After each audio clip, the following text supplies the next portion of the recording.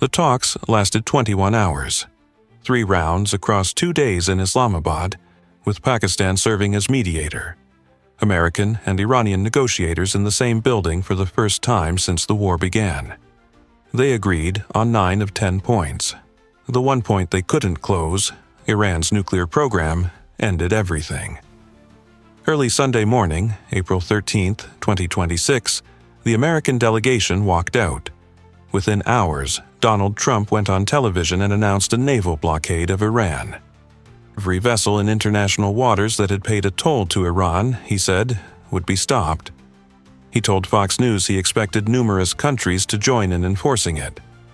It wasn't a snap decision made in anger.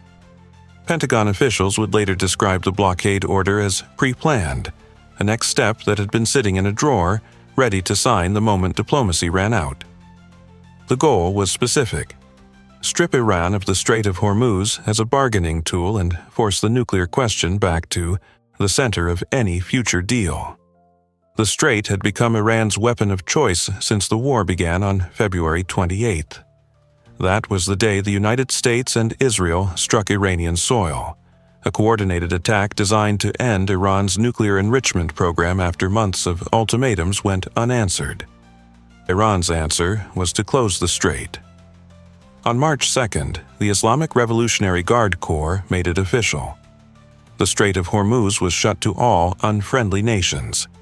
Roughly 1/5 of the world's traded oil moves through that 21-mile choke point between Iran and Oman. Within hours of the announcement, energy markets felt it. Trump ordered the Navy to begin escorting tankers through immediately. On March 19th, American aircraft struck Iranian naval vessels and coastal positions along the Persian Gulf, a campaign to break the closure Iran had imposed on the world's energy supply. For 3 weeks, the pressure worked. Partially, ships moved. But Iran never conceded the strait. The Islamabad talks were the chance to convert that military standoff into a negotiated settlement. Pakistan had spent weeks arranging the venue, the format, the sequence of rounds. Indirect contact first, then direct meetings. The American team arrived with a 10-point framework.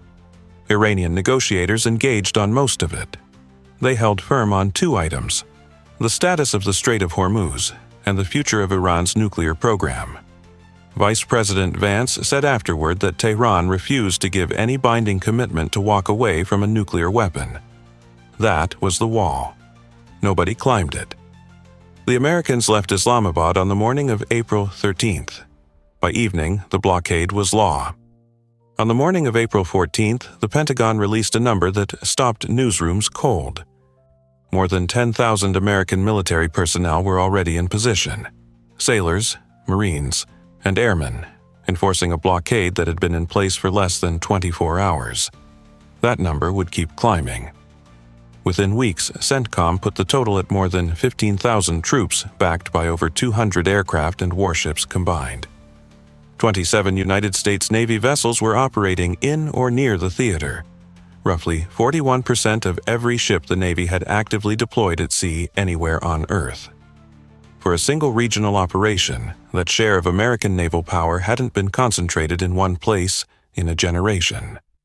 The backbone of the force was 3 aircraft carrier strike groups. The USS Abraham Lincoln, a Nimitz-class carrier, was already in the northern Arabian Sea when the blockade order came through. Within days, it was enforcing intercept corridors south of Iran, its flight deck cycling F/A 18 Super Hornets, EA-18G Growlers for electronic warfare, and E-2D Hawkeye surveillance aircraft around the clock. The USS Gerald R. Ford, the Navy's most advanced carrier, was already positioned in the region. The 3rd Strike Group, built around the USS George H.W. Bush, was making a longer trip. It had sailed from the East Coast at the end of March and went south around Africa rather than through the Mediterranean. This route kept the element of surprise and avoided potential choke points. By the time it reached the Arabian Sea, the blockade force was effectively 3 carrier groups deep. Accompanying the carriers were Arleigh Burke-class guided missile destroyers, Los Angeles and Virginia-class submarines operating beneath the surface. Critically, Additional minesweepers were rushed to the theater after Iran mined sections of the strait. The minesweepers would prove essential. Without them, the blockade could stop tankers but couldn't protect the ships doing the stopping. The logistics behind the force were as staggering as the firepower. Supply ships, fuel tankers, and replenishment vessels kept the fleet fed and armed without returning to port. Fighter wings rotated through carrier decks. Intelligence, surveillance, and reconnaissance aircraft flew continuous loops over the Persian Gulf, feeding targeting data to fleet commanders around the clock. Admiral Brad Cooper, overseeing CENTCOM's naval component, described the operational result in terms that left little room for interpretation. Zero trade was moving into or out of Iranian ports. 27 ships, 15,000 personnel, 3 carriers.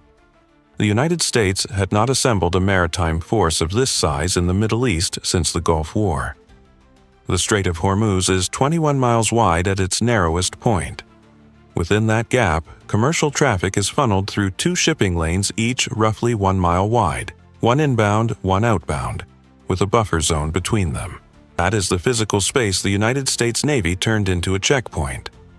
The procedure worked in 3 steps. First, a destroyer or a P-8A Poseidon surveillance aircraft would hail an approaching vessel by radio. The message was straightforward. Identify yourself, declare your destination, and await clearance. Behind that radio call sat the visible weight of an aircraft carrier and a flight deck of armed jets. Most captains complied without further argument. Their ships were redirected away from Iranian ports and sent on their way. For those who didn't comply, surface ships moved in. Patrol vessels closed the distance, helicopters overhead, communications still open. A second chance to stop. Some took it. Others didn't. The ones that didn't were met with disabling fire, precision strikes on propulsion systems designed to stop the ship without sinking it. CENTCOM confirmed that 9 vessels were disabled this way during the operation's first phase. 3 ships were boarded and seized outright. In one case, Marines conducted a right-of-visit interdiction on a stateless tanker in the Indian Ocean, boarding at sea to confirm cargo and ownership. The legal framework for this rested on the laws of naval warfare. A declared blockade gives the enforcing power authority to stop neutral vessels and search for contraband. But the mechanics of interception were only half the problem. The other half was underwater. Since March, Iran had been laying mines across the strait, Sadaf and Maham-type contact mines, estimates ranging from 1,000 to over 3,000 devices seated across the approaches to Iranian ports and along the shipping lanes themselves.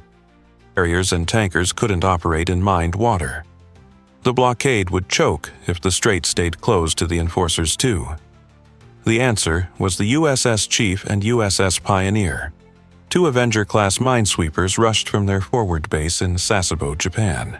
Working alongside MH-53E Sea Dragon helicopters dragging sonar sleds and P-8 Poseidons overhead, they began clearing corridors through the mined zones. The 5th Fleet, operating from its headquarters in Bahrain, announced that a passage through the Strait of Hormuz had been opened for the free flow of commerce. Through that corridor, over 1,000 ships transited during the blockade's first weeks, none of them bound for an Iranian port. For the blockade, Iran was exporting roughly 2.1 million barrels of oil per day. Within 2 weeks of the first intercept, that number had collapsed to around 228,000 barrels, barely 10% of what had been flowing before. By May, observers tracking tanker movements reported essentially 0 crude shipments clearing the blockade zone at all. The White House put a dollar figure on what that meant for Tehran. $500 million lost every single day. Dependent analysis came in slightly lower, but in the same range, around $435 million per day when counting crude, petrochemicals, and other maritime exports together. By May 1st, the Defense Department estimated Iran had already absorbed $4.8 billion in lost oil revenue since the blockade began. Projected over a month, the damage ran to roughly $13 billion, more than Iran typically earns from oil in an entire quarter. For a government already running under international sanctions, there was no cushion to absorb that hit. Iran's national budget had been built around oil revenues that were now simply gone. Military pay, subsidies, government salaries, all of it sourced from crude export dollars that no longer arrived. Tehran had one card left to play: the Shadow Fleet. For years, Iran had maintained a network of tankers operating under falsified registrations, disabled transponders, and friendly third-party flags. Vessels that moved Iranian oil to buyers willing to ignore American sanctions, primarily China. As the blockade tightened, dozens of these ships gathered in international waters off the coast of Malaysia, conducting ship-to-ship transfers to disguise the origin of the cargo. By early June, 43 ghost tankers were observed anchored or loitering in the anchorage zone, with 69 ship-to-ship crude transfers recorded since the war began. But the ghost fleet was a trickle compared to what Iran needed, and the pressure in energy markets was global. When the Strait of Hormuz closed in March, Brent crude shot past $120 a barrel. At its peak, it briefly touched $126. Dated Brent, the benchmark used for physical delivery, exceeded $140, the highest price recorded since 2008. American gasoline prices surged. The S&P 500 wiped out its entire year-to-date gains in a single week of trading. Iraq and Kuwait cut output to avoid entanglement, pulling more supply from already strained markets. Iran's oil minister called the blockade economic warfare. In strict financial terms, that description was accurate. Iran understood it couldn't match the U.S. Navy ship for ship, so it didn't try. Instead, Iran spread the pain across geography, targeted symbols, and turned commercial shipping into a weapon of its own. The strikes on Bahrain began before the blockade was formally declared. On February 28th, the same night the United States and Israel struck Iranian soil, the IRGC launched Shahed 136 one-way attack drones at Manama. The drones hit the Jaffa district, where the U.S. Navy's 5th Fleet has its headquarters. The IRGC claimed its drones and missiles set fuel storage facilities ablaze, destroyed a Patriot radar, and knocked out the 5th Fleet's air control and CRAM early warning systems. American officials disputed the most sweeping damage claims, but the attack was real, and so was its message. American command infrastructure in the Gulf was not a sanctuary. The strikes didn't stop. In June, the IRGC targeted the 5th Fleet again, while simultaneously hitting the Ali al-Salem Air Base in Kuwait and launching a long-range missile at the Azraq Air Base in Jordan.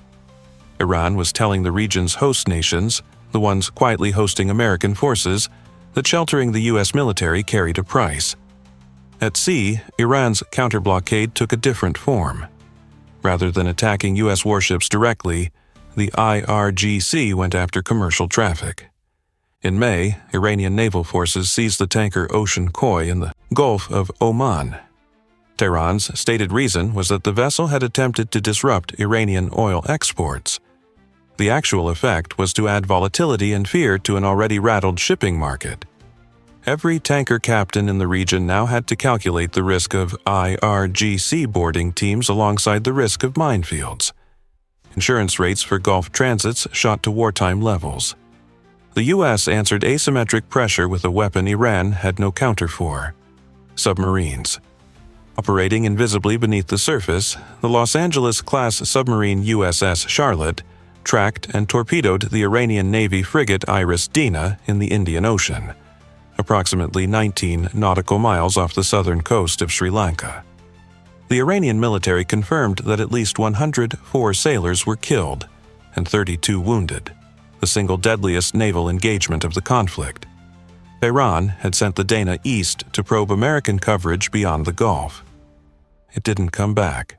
By the time the two sides reached the ceasefire table in June, Iran had struck American bases in 3 countries, seized at least 1 commercial vessel, and lost a frigate and more than 9 naval ships to American firepower.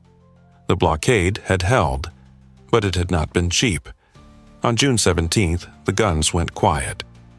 Pakistan's Prime Minister announced that Washington and Tehran had signed a 14-point memorandum of understanding. The U.S. would begin lifting the naval blockade immediately, with full removal within 30 days.